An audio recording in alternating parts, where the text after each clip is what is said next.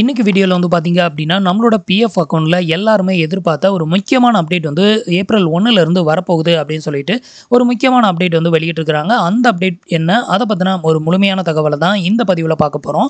அதுக்கு முன்னாடி நீங்க இது மாதிரி பிஎஃப் அக்கவுண்ட் ரிலேட்டடான எந்த ஒரு அப்டேட்டையும் இமிடியேட்டா தெரிஞ்சுக்கணும் அப்படின்னு நினைச்சீங்கன்னா, மறக்காம நம்மளோட சேனலுக்கு சப்ஸ்கிரைப் பண்ணிக்கோங்க.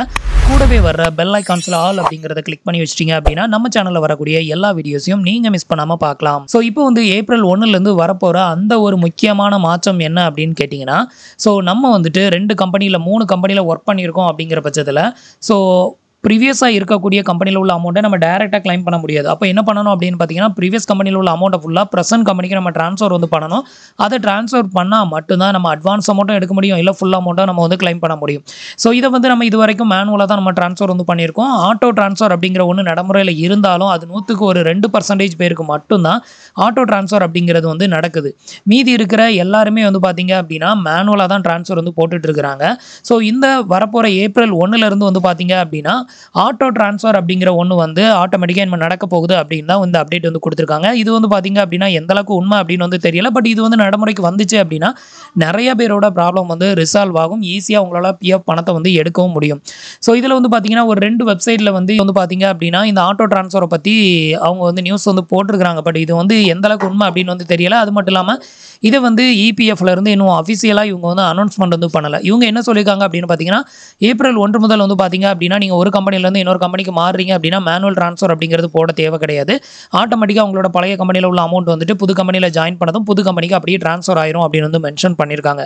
அப்படியே ட்ரான்ஸ்ஃபர் ஆனாலும் அந்த 2 மந்த் வெயிட்டிங் டைம் வந்து ஆஃப்டர்ல தான் வந்து உங்களுக்கு ட்ரான்ஸ்ஃபர் ஆகும். இமிடியேட்டாலாம் ட்ரான்ஸ்ஃபர் ஆகாது. இந்த ஆட்டோ ட்ரான்ஸ்ஃபர் அப்படிங்கிறது எல்லாருக்குமே வந்துருச்சு அப்படின்னா, யாரும் மேனுவலா ட்ரான்ஸ்ஃபர் போடணும் அப்படின்னு அவசியம் கிடையாது.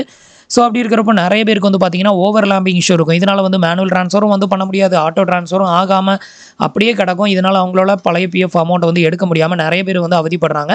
ஒருவேளை இந்த ரூல்ஸ் வந்து பிராக்டிகலி லான்ச் பண்ணிட்டாங்க அப்படின்னா, நெறைய பேருக்கு இந்த ப்ராப்ளம் ரிசால்வ் ஆகும். ஈஸியா அவங்களோட பணத்த எடுக்கிறதுக்கு இந்த ஒரு நியூ அப்டேட் வந்து ரொம்பவே ஹெல்ப்ஃபுல்லா இருக்கும் அப்படின்னு வந்து சொல்லலாம்.